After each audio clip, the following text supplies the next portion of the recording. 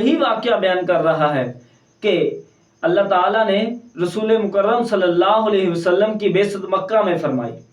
جب رسول اللہ صلی اللہ علیہ وسلم مبعوث ہوئے، آپ کو نبوت سے سرفراز کیا گیا، تو اس وقت جو آپ سے انہوں نے شکری کرنے کی بجائے کہ اللہ تعالیٰ نے آخری نبی ان میں مبعوث فرمایا، ان پر نعمت کی اور رحمت کی، لیکن انہوں نے رسول مکرم صلی اللہ علیہ وسلم کو جنگیں کرنی شروع کر دی، ان کو مکہ سے نکال دیا، ان کے ساتھیوں کے اوپر رسول اللہ صلی اللہ علیہ وسلم کے اوپر پہلے اوجریاں ڈالنے لگے، رسول اللہ صلی اللہ علیہ وسلم کے اوپر پتھر گرانے کی سازشیں۔ یہ کون کر رہا ہے؟ یہ مکہ والے ہی کر رہے ہیں۔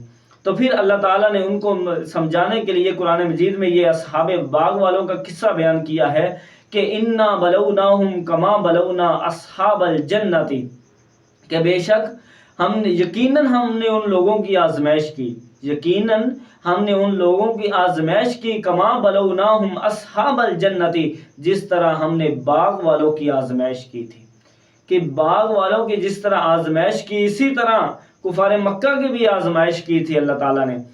کہتے ہیں کہ اذا اقسموا لیصرمنها مصبحین، کہ جب انہوں نے قسمیں اٹھائی تھی کہ ضرور ہم جائیں گے صبح سویرے پھل توڑیں گے جا کر کے، قسمیں کھائی، رات کو قسمیں اٹھائی، رات کو قسمیں اٹھا کر سو گئے، پھل توڑیں گے صبح سویرے جا کر، کیوں؟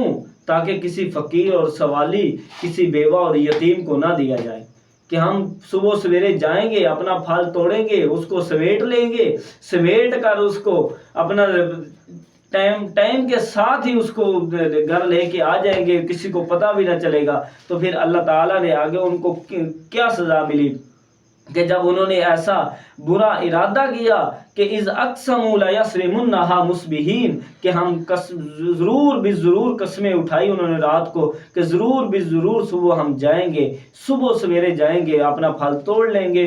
تو انہوں نے کہا کہ آگے اللہ تعالیٰ فرما رہے ہیں ولا یستثنون، اور انہوں نے انشاءاللہ نہ کہی۔ اگر وہ انشاءاللہ کہہ دیتے تو پھر اللہ تعالیٰ ان پر رحم کر دیتے، وہ اپنا پھل توڑ لیتے، لیکن اللہ تعالیٰ کا عذاب ان پر آنا تھا، اس لیے اللہ تعالیٰ نے ان کو یہ توفیق ہی نہیں دی کہ انشاءاللہ کہنے کی، ولا یستثنون، اور انہوں نے انشاءاللہ نہ کہا۔ فطاف علیہا طائف من ربک وہم نائمون، کہ آپ کے رب کا عذاب ان پر راتوں رات گما، اس باغ پر راتوں رات گما، وہم نائمون، اور اس حال میں کہ وہ سو ہی رہے تھے، ان کو پتہ نہیں ہے کہ اس رات کیا ہو جانے والا ہے، لیکن اللہ تعالیٰ علیم خبیر ہے، سب باتیں جاننے والا ہے، علیم بذات الصدور ہے، سب باتوں کا اس کو پتہ ہے، مخفی باتوں کا بھی پتہ ہے، علانیہ باتوں کا بھی پتہ ہے۔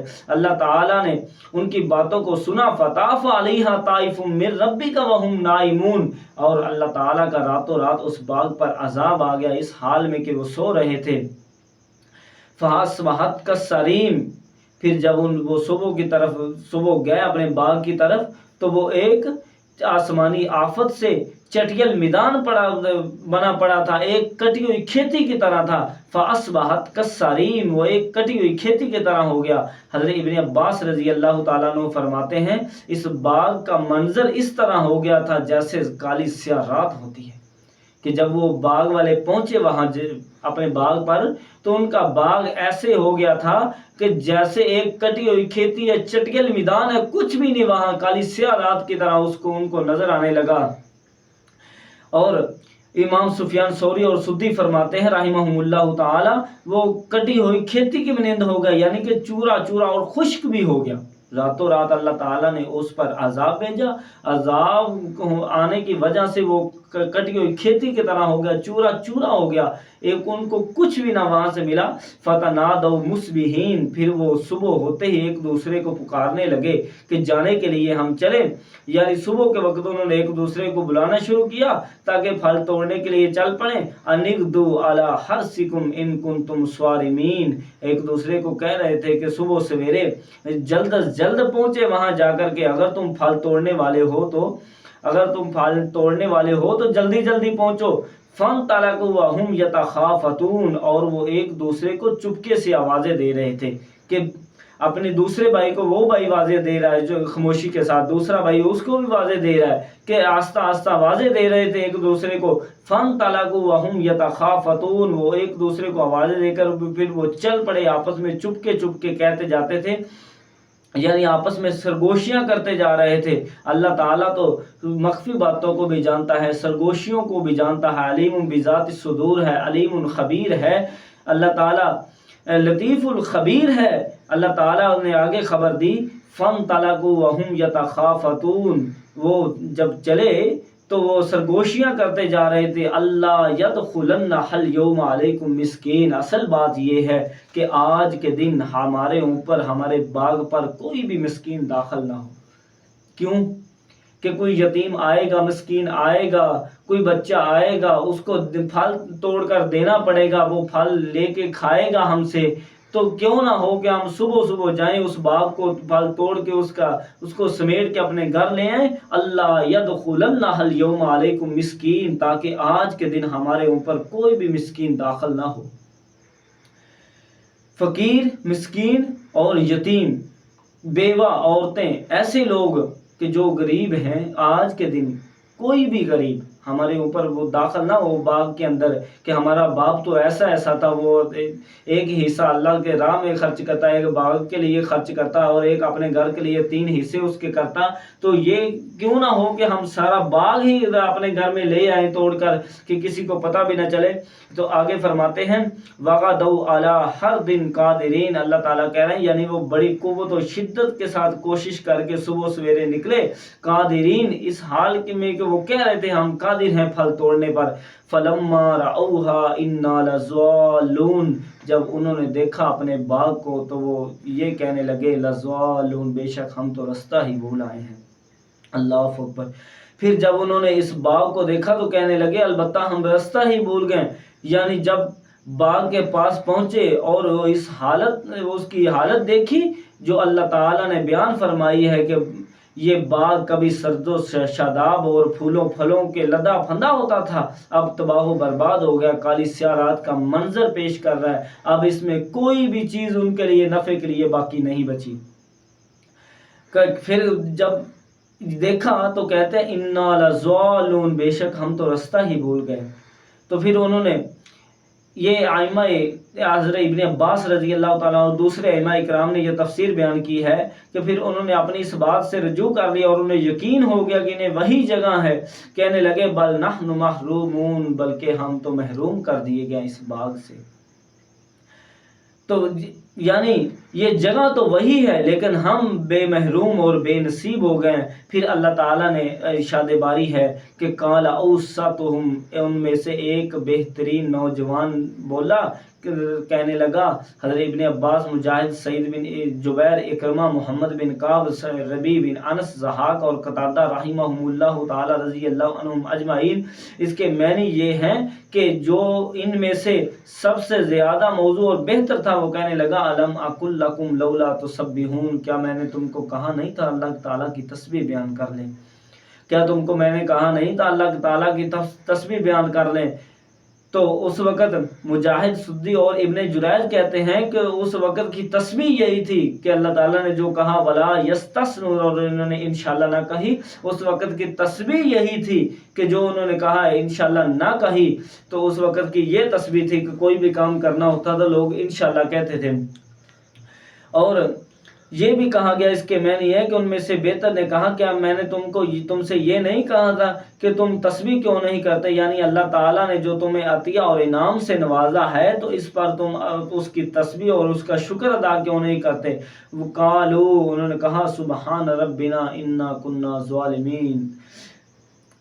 قالوا، انہوں نے کہا سبحان ربنا انا کنا ظالمین، کہ اے ہمارا رب تو پاک ہیں، انا کننا ظالمین، بے شک ہم ہی ظالم ہیں.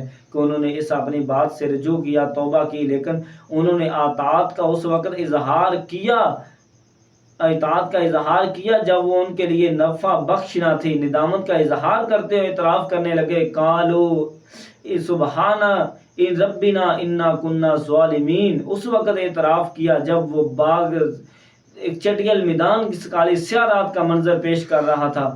فَأَقْبَلَ بَعْضُهُمْ عَلَى بَعْضٍ يَتَلَاوَمُونَ، وہ ایک دوسرے پر متوجہ ہو کر کہنے لگے، ایک دوسرے کو ملامت کرنے لگے، ایک دوسرے کو باتیں کرنے لگے کہ اصرار کیا کہ مسکینوں کو پھل نہ دیا جائے۔ ان کے پاس کوئی جواب نہ تھا کہ اپنی غلطیوں اور گناہ کا اعتراف کیا۔ قالوا، انہوں نے کہا، یا ویلنا، ہائے افسوس، انا کننا طاغین، بے شک ہم ہی حد سے بڑھ گئے ہیں، یعنی ہم نے ہی ظلم اور زیادتی اور سرکشی کرتے ہوئے حد سے تجاوز کیا، جس کی وجہ سے ہمیں روز بدر یہ دیکھنا پڑا کہ یہ برا دن دیکھنا پڑا کہ کیوں اللہ یدخلن الیوم علیکم مسکین، جو مسکین، یتیم اور غریب، بیوہ عورتوں اور دوسرے بچوں کا حق تھا انہوں نے مارا۔ غلط سوچ رکھی، اللہ تعالیٰ نے ان سے پہلے جانے سے پہلے ہی اس باغ کو چٹیل میدان بنا دیا۔ پھر اللہ تعالیٰ نے آگے کہا، ان للمتقین عند ربہم جنات النعیم۔ یہ واقعہ بیان کر کے مکہ والوں کو کہہ رہے ہیں، ان للمتقین عند ربہم جنات النعیم، کہ بے شک متقین کے لیے اللہ تعالیٰ کے ہاں جنات النعیم، نعمتوں والی جنت ہے۔ کہ آگے فرماتے ہیں، عسیٰ ربنا ان یبدلنا خیرا منہا انا الی ربنا راغبون، کہ امید ہے ہمارا پروردگار اس کے بدلے میں ہمیں اس سے بہتر باغ عنایت فرمائے۔ بلا شبہ ہم اپنے پروردگار کی طرف رجوع کرنے والے ہیں۔ کہا گیا انہیں رغبت ہوئی کہ اللہ اس کے بدلے میں دنیا میں انہیں باغ عطا فرما دے گا، اور یہ بھی کہا گیا انہوں نے امید کی تھی کہ اللہ تعالیٰ آخرت میں اس کا ثواب عطا فرمائے گا۔ بعض سلف سے ذکر کیا ہے کہ ان باغ والوں کا تعلق اہل یمن سے تھا۔ سعید بن جبیر فرماتے ہیں ان کا تعلق زروان نامی ایک بستی سے تھا جو صنعاء سے 6 میل کے فاصلے پر تھی، اور بعض نے ان کا تعلق حبشہ سے تھا۔ ان کے باپ بطور وراثت ان کے لیے یہ باغ چھوڑا تھا، اور یہ اہل کتاب تھے، یعنی کہ عیسائی یا یہودی تھے۔